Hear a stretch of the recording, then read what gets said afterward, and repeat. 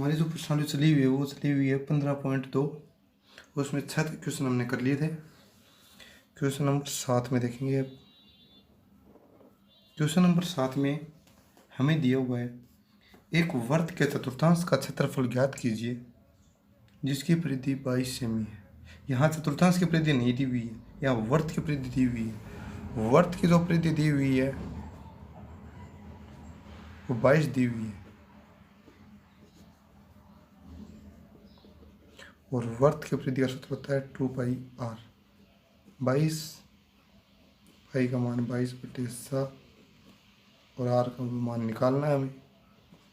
Are का मान निकालेंगे तो 22 और 7 ऊपर चला जाएगा, 2 गुणा 22 में आ जाएगा 22 से 22। आर का जो मान आ जाएगा 7 में 2 का भाग देंगे तो 3.5 या 7/2 भी कर सकते हैं। हमें निकालना चतुर्थांश का क्षेत्रफल।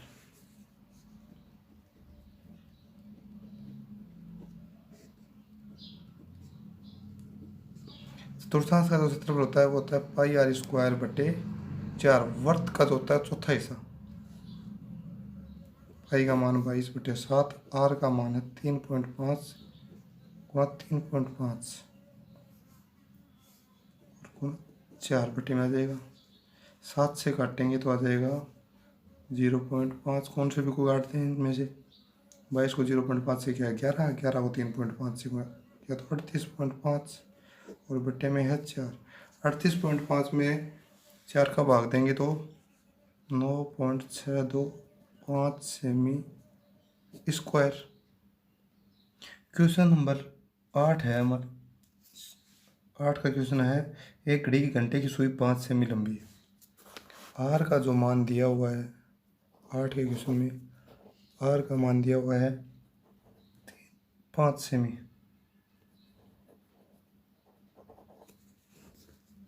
और 7 मिनट में दिया हुआ है। 20 मिनट 70 मिनट करेंगे इसको। 70 मिनट में जो घंटे की सुई है वो कितने डिग्री का कितने डिग्री का कोण बनाएगी और हमें 70 मिनट में तिरछे खंड का क्षेत्रफल हमें निकालना है। तो घंटे की जो सुई है बताया था, घंटे की जो सुई है वो 1 मिनट में आधा डिग्री का कोण बनाती है। तो 70 मिनट में कितने डिग्री का कोण बनाएगी? थीटा का मान हो जाएगा 70 को 1.2 से गुणा करेंगे तो 1/2 से गुणा करेंगे तो आ जाएगा 35 डिग्री। हमें निकालना 70 मिनट में सुई द्वारा बनाए गए तिरछे खंड का क्षेत्रफल। 70 मिनट में घंटे की सुई द्वारा बनाया गया तिरछे खंड का क्षेत्रफल। तिरछे खंड का होता है πr² θ/360। पाई का मान 22/7, आर का मान है 5 गुणा 5 और थीटा का मान है 35 और यहाँ 360।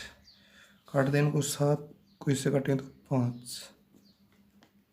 अब 5 को 5 से गुणा कर लो, चाहे इनको काट दो, फिर गुणा करके ज़्यादा आसान हो जाएगा। 5 को 5 से करेंगे 25, 25 को 5 से करेंगे 125 और 125 को 22 से गुणा करेंगे तो 2750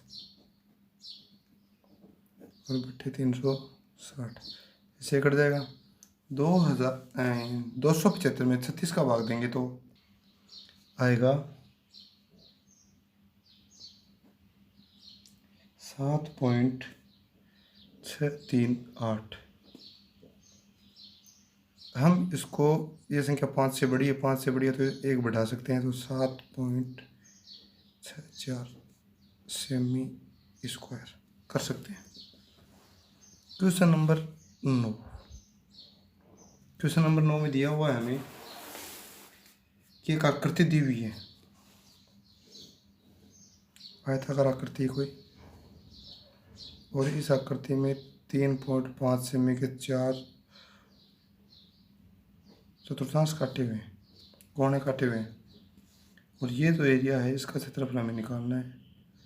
तो इसकी जो लंबाई दी हुई है वो 10 दी हुई है और चौड़ाई दी हुई है वो 7 सेमी दी हुई है और ये जो त्रिज्या दी हुई है इसकी दी हुई है 5.5। तो क्या करेंगे, साइन के दबाव का क्षेत्रफल निकालने के लिए छायांकित भाग का जो क्षेत्रफल निकालेंगे उसके लिए करेंगे आयत के क्षेत्रफल में से 4/4 का क्षेत्रफल घटा देंगे। छायांकित भाग का क्षेत्रफल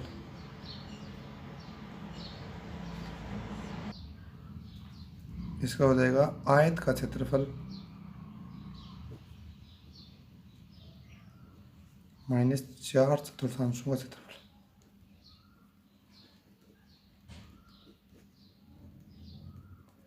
आयत का क्षेत्रफल होता है लंबाई गुणा चौड़ाई, 4/4 पाई आर स्क्वायर बटे 4, 4 से 4 काट देंगे। एल का मान है 10 और बी का मान है, चौड़ाई का मान है 7, पाई का मान 22/7, आ जाएगा 3.5, 3.5 काटेंगे तो वही 0.5, 70 हो जाएगा। 22 को 0.5 से 11, 11 को 3.5 से किया तो 38.5, 70 में से 38.5 घटाएंगे तो 31.5 बचेगा और सेमी स्क्वायर। ये हमारी 15.2 प्रश्नावली हो गई। अब कुछ उदाहरण है वो देखिए। जैसे इसी प्रश्नावली से पहले जो उदाहरण दिया हुआ है हमें 8 का, बहुत बड़ा दिया हुआ है। इस प्रकार हमें ये उदाहरण दिया हुआ है, बहुत लंबी प्रक्रिया दी हुई है। हमें निकालना क्या है, सिर्फ इसी का छायांकित भाग का। ये जो आकृति है वो क्या है, वर्तखंड जैसी आकृति है। और वर्तखंड जैसी आकृति है तो क्या करेंगे, वर्तखंड का सीधा सूत्र लगा देंगे। ये पाई आर स्क्वायर थीटा बटे 360 minus 1/2 R square sine theta. इस सूत्र में ये जो मान दिए हुए हैं हमें, ये मान रख के हम इसका मान निकाल सकते हैं। इतनी लंबी प्रक्रिया न करके इस सूत्र में मान रख के हम सीधा सीधा इस प्रश्न को ज्ञात कर सकते हैं। और भी उदाहरण है कुछ, जैसे इसी प्रश्नावली से पहले दिया हुआ हमें उदाहरण नंबर 4। उदाहरण नंबर 4 दिया हुआ है, इसमें क्या दिया हुआ है, एक त्रिभुज दिया हुआ है, समबाहु त्रिभुज, और समबाहु त्रिभुज के तीनों कोने काटे हुए हैं, इस तरीके से काटे हुए हैं। और ये जो छायांकित भाग है इसका क्षेत्रफल हमें निकला है, तो कैसे निकालेंगे। समबाहु त्रिभुज में प्रत्येक कोण कितने डिग्री का होता है, 60 डिग्री का। तो त्रिभुज का क्षेत्रफल निकाल के हम 3 तिरछे खंडों का क्षेत्रफल घटा देंगे, छायांकित भाग का आ जाएगा। इसमें दिया हुआ है हमें आर का मान दिया हुआ है, भुजा दी हुई है 20, समबाहु त्रिभुज की त्रिज्या हो जाएगा 10, आर का जो मान हो गया वो हो गया 10 सेमी। और हमें दिया हुआ पाई का मान 3.14 और √3 का मान दिया हुआ है 1.73। और हम इसको निकालेंगे तो आएगा छायांकित भाग का क्षेत्रफल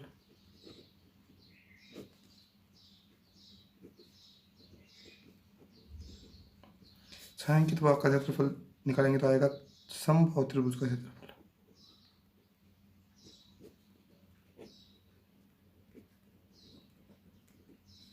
माइनस 3 तिरछे खंडों का क्षेत्रफल।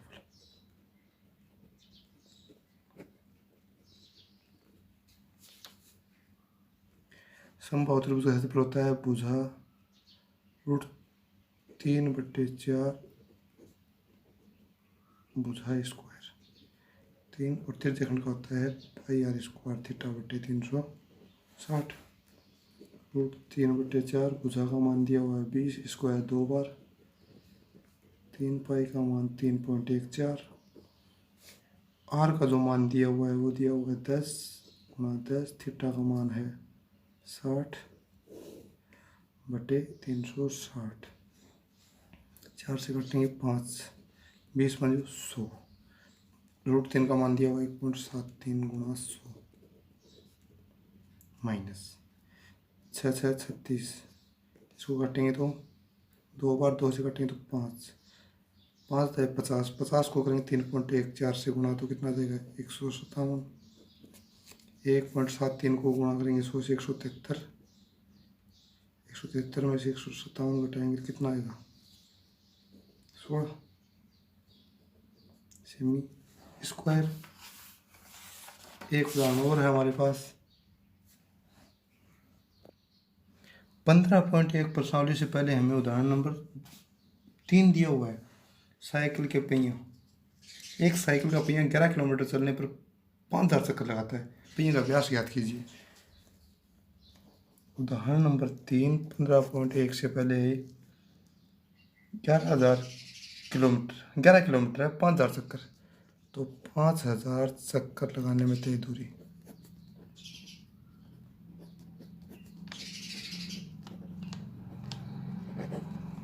कितनी है? 11 किलोमीटर। अगर हम किलोमीटर को मीटर में बदलें तो 11,000 मीटर, और मीटर को भी हम सेमी में बदल लें तो 2 जीरो और लग जाएंगी, सेमी आ जाएगा। अब एक चक्कर का निकाल लेंगे। एक चक्कर में तय